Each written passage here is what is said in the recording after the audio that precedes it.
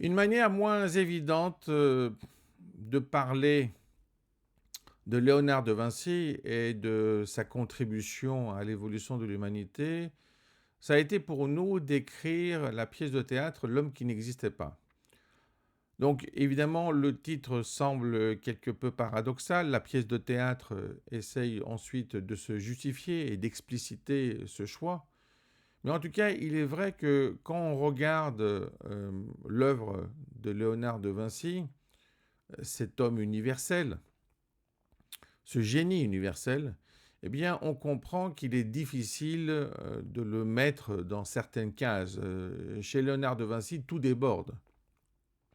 Il a un accès à la connaissance qui est polyvalent. Il ne s'est jamais mis dans un cadre de spécialisation. Il a toujours regardé le monde de manière globale. Il a étudié le monde de manière globale.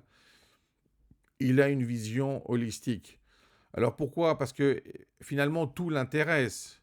Il ne s'intéresse pas simplement à un domaine. Il a cette très grande capacité cérébrale et bien sûr manuelle, on le voit bien dans le domaine aussi bien de la musique que de la peinture, de concevoir et de réaliser des objets, pas forcément pour les mettre en application, mais en tout cas il a besoin de transformer le monde. Et on le voit, ça, pas simplement dans un domaine. Donc, il ne s'agit pas simplement d'un talent. Il s'agit véritablement d'un génie universel. Alors, vous allez me dire peut-être qu'il avait ses limites parce que c'était dû à son époque. Est-ce qu'on peut parler de premier scientifique, même de façon anachronique par rapport à Léonard de Vinci? Certainement. Mais l'idée est de voir la différence avec d'autres personnalités de son époque, même d'autres époques antérieures ou ultérieures.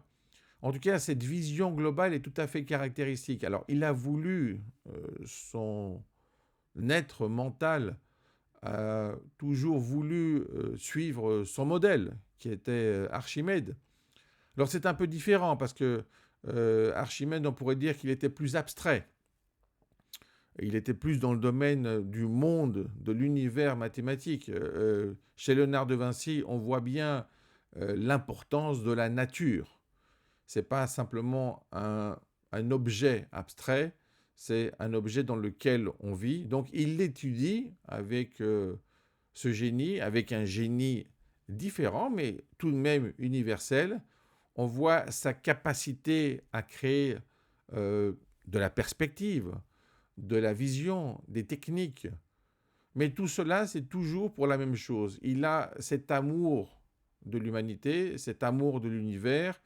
Il ne se réduit pas dans une spécialité pour être le meilleur, comme on a tendance à le faire par la suite. Il veut simplement s'intéresser à tout ce qui est intéressant. Donc il est intéressant et intéressé. Et cette combinaison au niveau intellectuel, au niveau potentiel de Léonard de Vinci a vraiment transformé notre façon de voir le monde. Il ne s'agit pas simplement d'un point de vue, il s'agit d'être partout à la fois. Donc on pourrait dire que du point de vue de l'espace mental, de cette activité mentale, il a, en résumé, le don d'ubiquité.